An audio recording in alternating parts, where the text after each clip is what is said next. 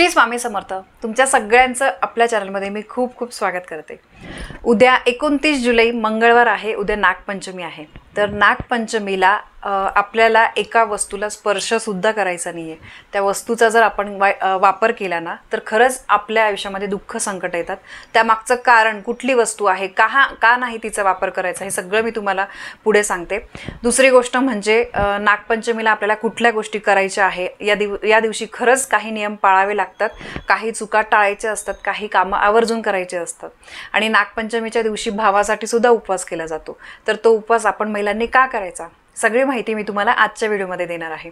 नागपंचमीला खरंच खूप महत्त्व दिलं जातं। या दिवशी घरोघरी नागाची पूजा केली जाते। घरोघरी म्हणण्यापेक्षा तिथे डायरेक्ट नागाची तर कोणी पूजा करत नाही, पण नागाचं चित्र किंवा त्यांची प्रतिमा काढून नागदेवतांची पूजा केली जाते आणि त्यांना प्रसन्न केलं जातं।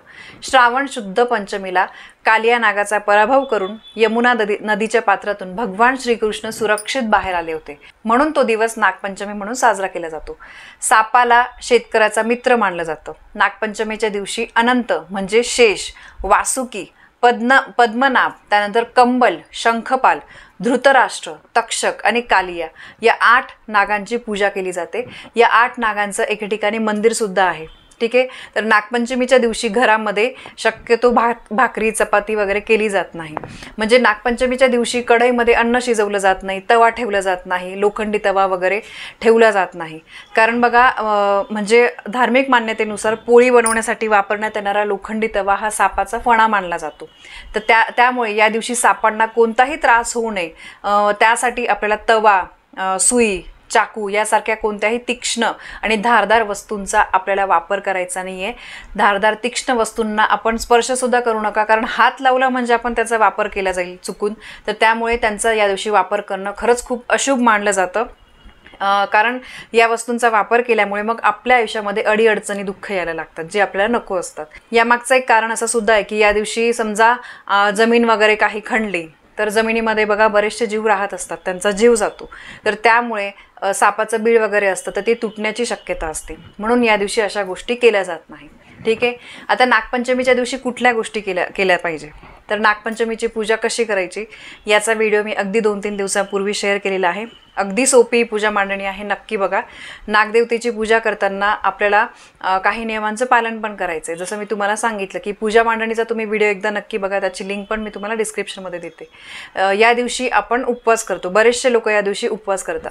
आता बघा सोमवारी पण उपवास आहे, बरेचसे लोक नागपंचमीच्या आदल्या दिवशी पण उपवास करतात आणि नागपंचमीच्या दिवशी पण उपवास करतात, कारण त्यामागे एक कथा पण आहे, ती मी तुम्हाला पुढे सांगते।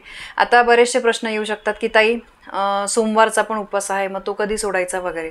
तर बघा माझ्या माहितीनुसार आणि मी जी माहिती आमच्या एक आहेत त्यांच्याकडे सगळी माहिती मी त्यांना विचारून करते। तर मी कसं करणार आहे ते मी तुम्हाला सांगते। सोमवारी आपला श्रावणाचा पहिला सोमवार आहे, तर सोमवारी संपूर्ण दिवस उपवास धरून, मंगळवारी पण नागपंचमीचा उपवास धरून मंगळवारी मी संध्याकाळी उपवास सोडेल, आणि हेच योग्य आहे। तुमच्याकडे थोडीफार पद्धत काही वेगळी असेल तर तुम्ही त्याप्रमाणे सुद्धा करू शकता। यानंतर दुसरी गोष्ट म्हणजे नागपंचमीच्या दिवशी सुद्धा आपल्याला महादेवांच्या मंदिरामध्ये जाऊन पूजा करायची, कारण जिथे महादेवांचं मंदिर आहे तिथे नागदेवता असतातच, आणि आपण आपल्या देवाऱ्यामध्ये नाग कधीच पूजत नाही। म्हणजे पिंडीवर नाग वगैरे असेल तर ते चुकीचं आहे। तुम्ही कुठल्या गुरुजींना वगैरे विचारा, आपण देवघरामध्ये फक्त शिवलिंग पूजतो, त्यासोबत नाग पूजत नाही। ठीक आहे, यानंतर दुसरी गोष्ट म्हणजे बघा या दिवशी आपल्याला अगदी मनोभावे सोप्या पद्धतीने पूजा करायची आहे।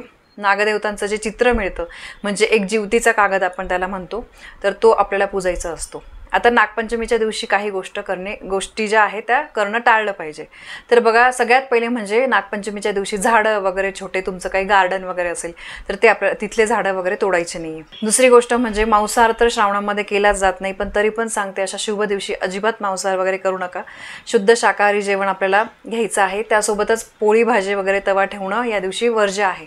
तर त्यामुळे बऱ्याचशा ठिकाणी म्हणजे आमच्याकडे सुद्धा या दिवशी कानवले आणि खीर केली जाते। कानवले तुम्हाला माहिती आहे, जसं आपण इडली भांड्यामध्ये पाण्याच्या वाफेने शिजवतो त्याचप्रमाणे हे गव्हाच्या पिठाचे कानवले जे आहे तर ते शिजवले जातात। तर त्याचप्रमाणे तुम्हाला सुद्धा कानवले करा किंवा इतर काही गोष्टी तुमच्याकडे करत असतील तर तशा तुम्ही करू शकतात नागपंचमीला।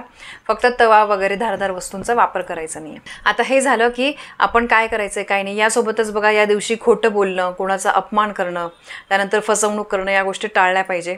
खरं तर हे नियम नेहमीच पाळले पाहिजे, कारण जेव्हा आपण कोणाला तरी फसवतो, खोटं बोलतो, तर त्याचे परिणाम आपल्याला खरंच भोगावे लागतात. आणि मग आपण म्हणतो की माझ्या आयुष्यात असं काय झालं, पण या चुका करताना आपण विचार करत नाही की समोरच्याशी आपण जेव्हा खोटं वागतो, त्याचा अपमान करतो, त्याला काहीतरी वाईट साईड बोलतो, तर त्यावेळेस आपण विचार करत नाही. पण वाईट दिवस आल्यावर आपल्याला वाटतं की नाही, मी सगळं चांगलं करते, पण माझ्या बाबतीत असं काय होतं.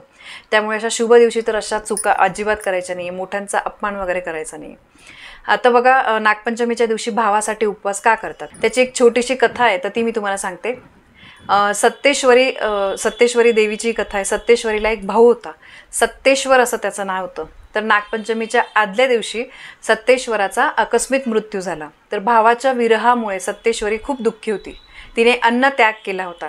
त्याच वेळी तिला सत्तेश्वर नागरूपामध्ये दिसला, त्यामुळे तिने नागालाच आपला भाऊ मानला. सत्तेश्वरीचे भावावरील प्रेम बघून नागदेवता प्रसन्न झाले आणि त्यांनी म्हटलं की जी स्त्री माझे भाऊ म्हणून पूजा करेल, तिच्या भावाचे मी रक्षण करेल, असं नागदेवतांनी वचन दिलं. तर तेव्हापासून स्त्रिया नागपंचमीला नागाचे पूजन करू लागल्या आणि उपवास करू लागल्या. तर ही त्यामागची कथा आहे. तर बघा, आपल्या आयुष्यामध्ये सख्खा भाऊ असेल, सख्खा भाऊ नसला तरीसुद्धा बरेचसे मानलेला वगैरे आपला भाऊ असतो. तर त्यामुळे आपल्या भावासाठी, त्याच्या रक्षणासाठी नागपंचमीच्या दिवशी बरेचशा स्त्रिया उपवास करत असतात. तर तुम्हीसुद्धा बघा, ही माहिती मी तुम्हाला सांगितलेली आहे, पटलं तर नक्की तुम्ही उपवास करा, सांगितल्याप्रमाणे पूजा करा.